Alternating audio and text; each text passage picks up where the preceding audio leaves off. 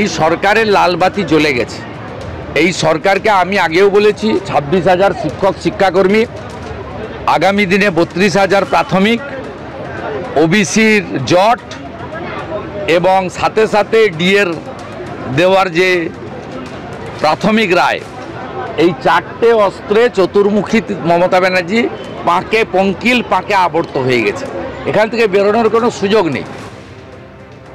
এবার অভিজিৎ গঙ্গোপাধ্যায়ের দ্বারস্থ হলেন চাকরিহারা শিক্ষক শিক্ষিকারা।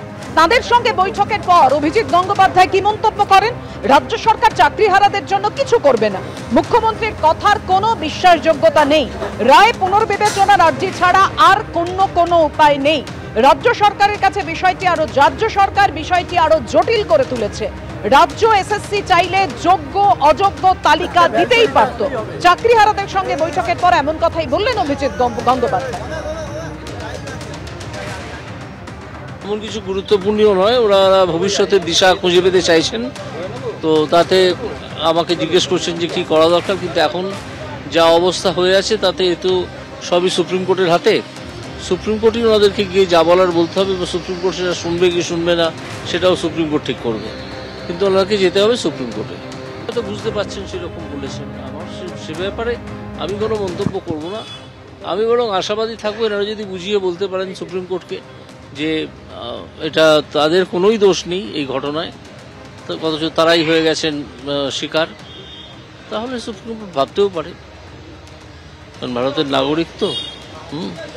সে কমিটি, সরকার তো কমিটির দিকে গেলই না। সরকার তো সেদিন শিক্ষকদের লাঠি এইসব মারলো, সেই জন্য আমরা গেলাম না। কারণ রাজ্য সরকারের যারা চালান সেই তৃণমূলের দুর্নীতির কারণেই তো এদের এই অবস্থা। পথ খুঁজছি কিভাবে এই অবস্থায় সব যোগ্যদের চাকরি বাঁচানো যায়। আমরা গতকাল বিকাশ রঞ্জন ভট্টাচার্য আইনজীবীর কাছেও গিয়েছিলাম, আজকে এসেছি প্রখ্যাত আইনজ্ঞ প্রাক্তন বিচারপতি মাননীয় অভিজিৎ গাঙ্গুলি স্যারের বাড়িতে। দীর্ঘ আলোচনা হয়েছে। দুর্নীতির সুবিধা পেয়ে চাকরি নিল, আর কারা নিল না।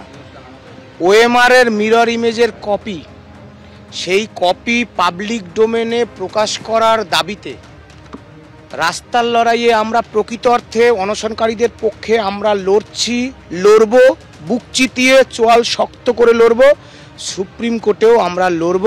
আমি কালের মধ্যেই আমরা এই মামলা ফাইল করার চেষ্টা করছি, যে আমরা যা বোঝার, যা তথ্য নেবার জন্য, যে তথ্য অন্বেষণের জন্য আমরা যাচ্ছি, সবার কাছে যাচ্ছি, সেটা আমরা নিয়েছি।